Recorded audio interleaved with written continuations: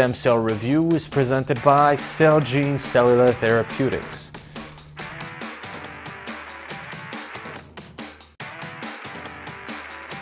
Today, we're going to take a look at very important questions as to what are the important tools that are being developed by corporates and by academic researchers to handle stem cells.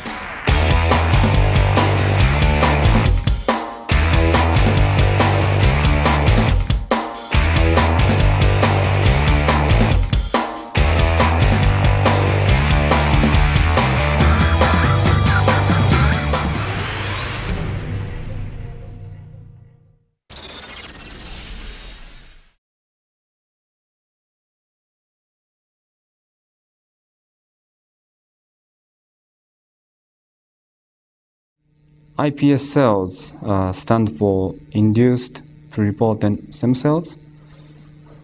So they are very similar or equivalent to ES cells in that they are pluripotent.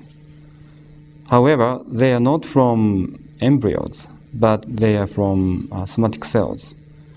By introducing a few defined factors, we can convert somatic cells directly to pluripotent stem cells. And that's how we make iPS cells. Great thing about these cells is that you were able to develop tissue types that mirrored the human body, embryonic stem cells in particular. Our current program, our current set of technologies for drug development discovery are based on a model that was built 50 years ago. We're looking at mice and rodents and animals as surrogates for humans, and we are testing our drugs, our new compounds, on mice and rats and other animals. Well, if 50 years of biotech has taught us anything, it's that mice are not human. They're not particularly predictive of toxicity issues or efficacy issues. And the reason that we went to mouse models and animal models in the old days is because we didn't have adequate human tissue on which we could test new compounds. The wonderful thing about stem cells is that they provide that tissue source. And there are a number of companies that are now developing cell-based assays and predictive tox models, whether it's cardiotox, neuronal tox, liver tox, effective models that will predict the tox profile of new compounds in tissue that is actually human tissue. And that should be much more effective and much more predictive of what will happen when these compounds are then released into the general public. There's one dominant method that was discovered really in a remarkably clever experiment by Shinya Yamanaka, whereby you take a sort of mini library of genes. These are reprogramming genes. They're genes that we know are linked to this amazing property of pluripotency, the ability of a cell to make any tissue. And you can start with something like a skin biopsy or a blood sample, or in some instances even a hair follicle. You grow those cells in a petri dish, and then you introduce these reprogramming genes. Traditionally, we do it with viral infection. Now, more recently, it's being done without the sort of risks and complications of viruses. And it produces a cell which has this wonderful property of pluripotency, this versatility. In the iPS cell technology, we have many different types of origins, including fibroblasts, keratinocytes, hepatocytes, stomach cells, and epithelial cells, and also blood cells. And there are many different technologies to generate iPS cells. We have been making many iPS cells from patients with diseases. So we created the first large repository of patient-specific iPS lines. So we took fibroblasts, just skin biopsies, from patients with Huntington disease, muscular dystrophy of 2 different types, Parkinson's disease, diabetes, Down syndrome, immune deficiency, bone marrow failure, Gaucher's, Lesch-9. The list is increasing. But what we now have are these wonderful models where we've literally taken the patient's genome, and in that genome is the risk for all these genetically associated diseases, and we've put that in the petri dish. And we can now use that, and we are using that to great effect, to study the sort of in vitro correlates of human disease. And if we can then configure an assay for a particular pathology, let's say motor neuron death, then one can imagine configuring screens to block motor neuron death. And indeed, that's the element behind the therapeutic promise, the drug development promise of iPS cells, which I think will be more immediate than the ultimate use of iPS cells in cell transplantation.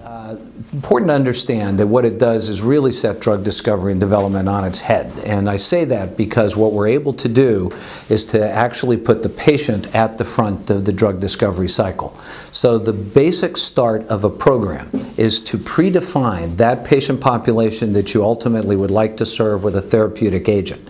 And using the same type of exclusion and inclusion criteria that you would use in designing a clinical protocol, you'd essentially establish that as your basis for those patients from which you would take samples. And in our case, most of our work today is on skin samples or fibroblasts, which you then reprogram to induce pluripotent stem cell state and then differentiate into the cells of interest that are the basis of the disease within the patients. And so what you have, Bill, is the opportunity to do drug discovery on the actual diseased cells from a cohort of patients, so that you know that either a target that you identify or a compound that modifies the disease process is of true benefit and has a relationship to the patient population and the biology in the human that you're most interested in addressing. Sure. One of the most interesting use of high content screening and embryonic stem cells as tools in drug discovery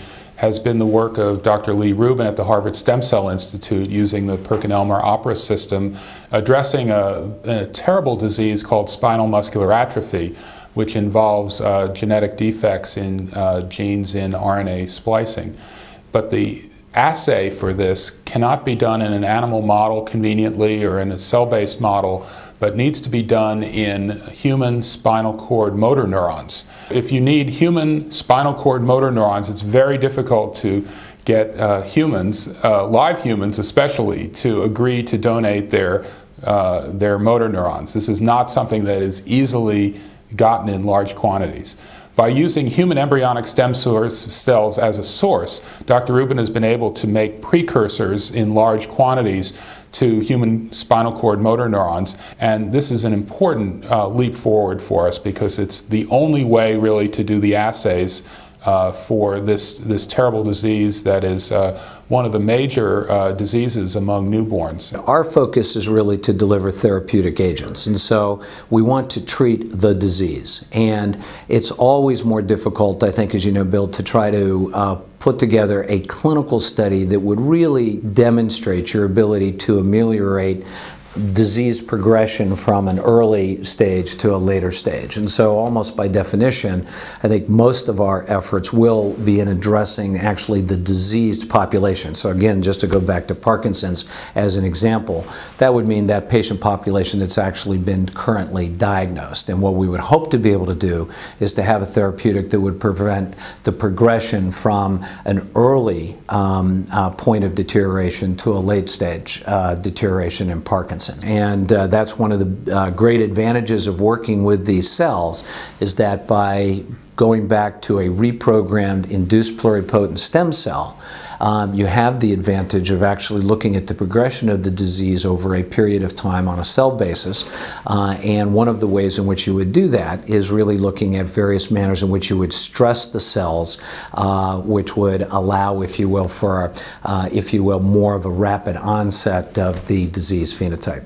As long as you see a phenotype in the culture dish, it's the most exciting result, because then you can study the disease. You can ask the question, why is there a difference? Why do these cells die earlier? Why do these cells behave differently? And could you identify a drug, a small molecule, or anything which ameliorates this phenotype or slows down the degeneration, whatever you find? In principle, you have transferred a very complex human disease into the test tube.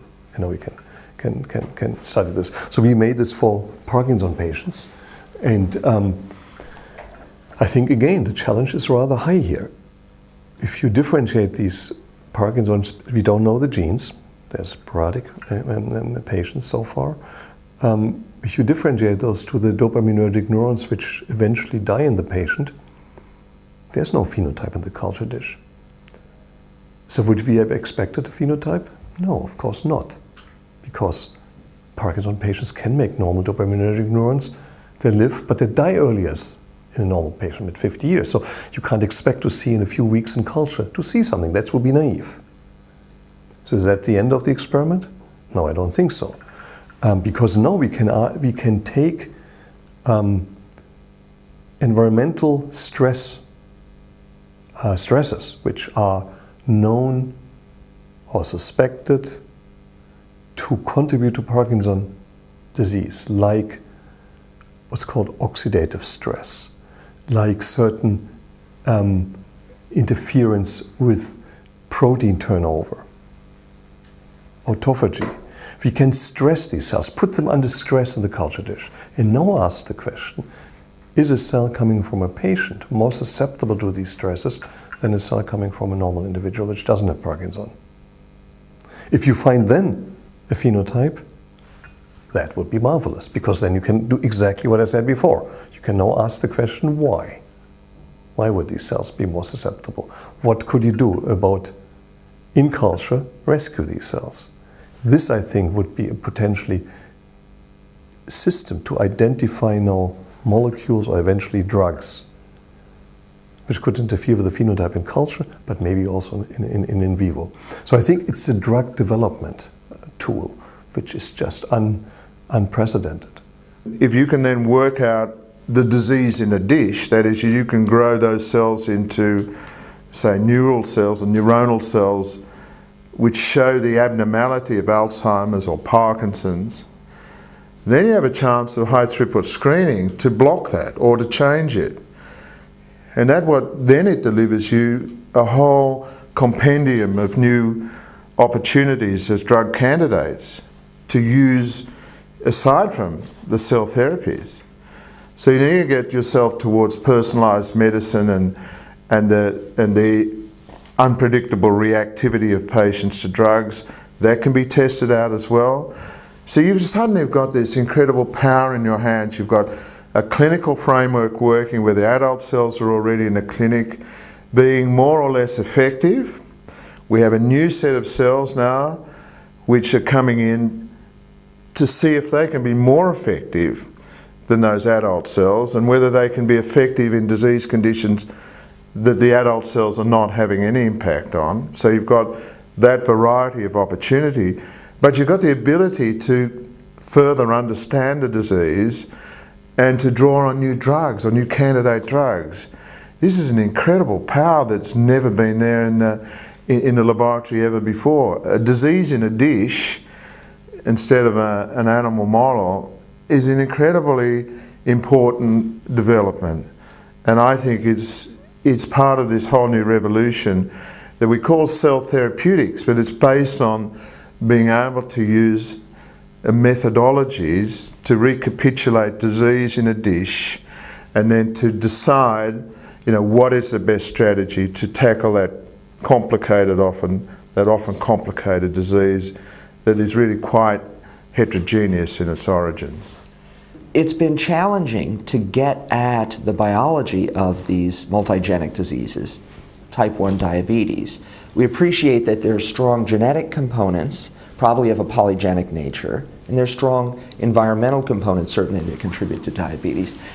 There's actually a lot of enthusiasm for using iPS cells as a way of bridging genetics and cell biology and physiology. So for instance, there's a lot of information coming out of genome-wide association studies. You can identify genes and pathways, and yet how are you going to figure out how those relate to the physiology of the disease? So what we're talking about is identifying these allelic variants, making iPS cells, and then studying how that variant plays out in the physiology and culture. So we've heard from many experts about the tools, and there's a wide variety of them, and there'll be more, and there'll be more, and there'll be more. And as we develop more tools, the world of stem cells will get better, more knowledgeable, and more effective. More tools equals more knowledge. In our next episode, we're going to be talking to experts about their 5-year view. What's out there in the next 5 years for the stem cell world? What should we expect in therapeutic and in tool terms? At Celgene Cellular Therapeutics, our proprietary placenta-derived stem cells hold the potential to treat a range of serious diseases. Our unique processes for differentiating and producing treatments from this rich source of stem cells will enable us to deliver these therapies on a scale similar to today's biologic remedies. Proud to be at the forefront of this transformation of modern medicine, we are Celgene Cellular Therapeutics.